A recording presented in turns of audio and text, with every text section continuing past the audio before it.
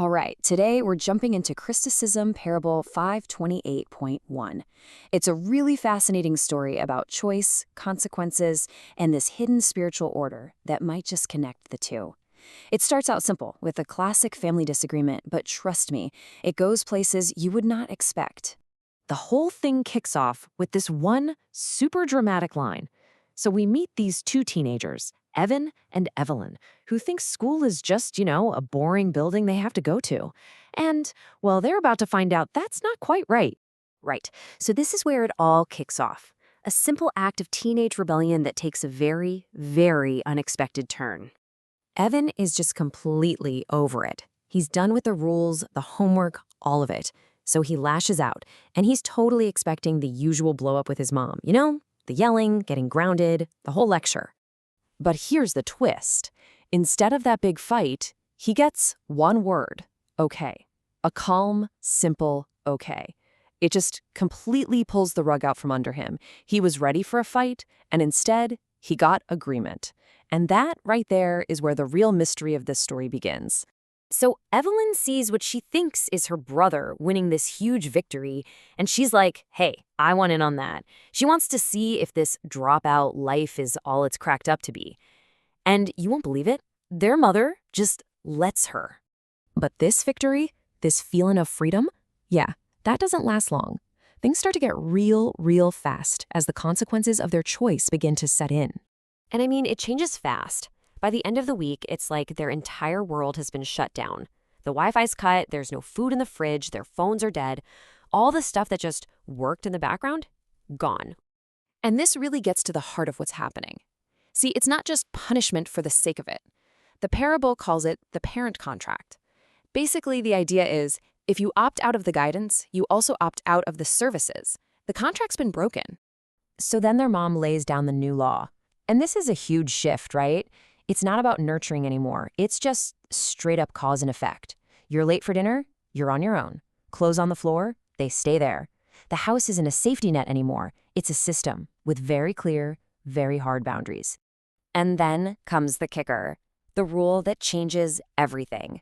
The doors lock at 11 p.m., and their father will defend the house from anyone trying to get in, assuming it isn't them. All of a sudden, sneaking in late isn't a game anymore. It's literally a life or death gamble. Okay, so the story takes a turn here. We've seen the what. Now we're going to get the why. Their father steps in to explain the much deeper lesson that's going on here.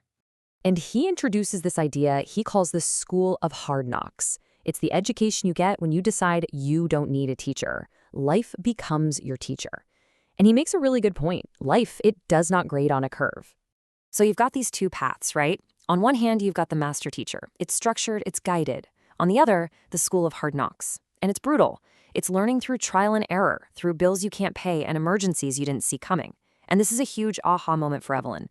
She realizes her dropout friends, they're already enrolled in that school. They're living it. And this is where things get really deep. The dad's explanation takes a hard left turn into the spiritual. He's basically saying we're not born as blank canvases. Our souls, he claims, carry over habits and fears from past lives. So school isn't just about algebra, it's about wrangling a soul that's already got its own baggage.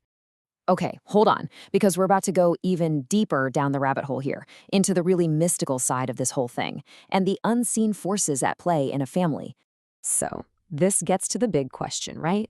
Why do the rules matter so much? Is it really just about parents wanting control, or is there something else going on?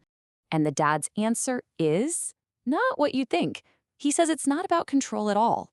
It's about keeping a channel open, a channel for protection to flow from the parents who, and this is another big piece of his philosophy, are getting nudges from some kind of unseen, higher-level teachers. This whole idea leads to the core metaphor of the entire story. The father's theory is that this guidance creates a kind of protective force field around you, what he calls a mystic shield of light. But here's the catch. That shield isn't foolproof. According to him, when you're rebelling, when there's that contempt, you're not just breaking household rules, you are actively punching holes in your own protection. Your choices can literally override the shield they're trying to provide. And this all builds to the big reveal, the climax of his whole lesson.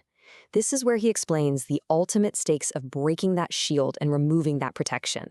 He lays out this chain reaction, this cause and effect sequence. First, the disrespect breaks the channel, then the mystic shield cracks.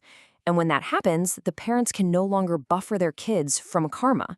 That's when what he calls the hammer falls. And it falls hard. And this is so important, he says the cold house and the dead phone, that's not the hammer. No way. That's just a tiny controlled taste of it. It's just a little preview of what it's like to face the universe without that buffer. So after all that, that's a lot of heavy cosmic stuff, right?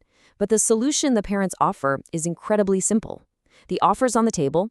Come back to the system. Reopen that channel and the support system comes back. The choice is theirs.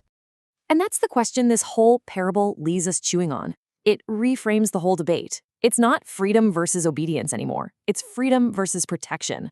So when your safety net is tied to your choices, how free are you really? It's a heck of a thing to think about.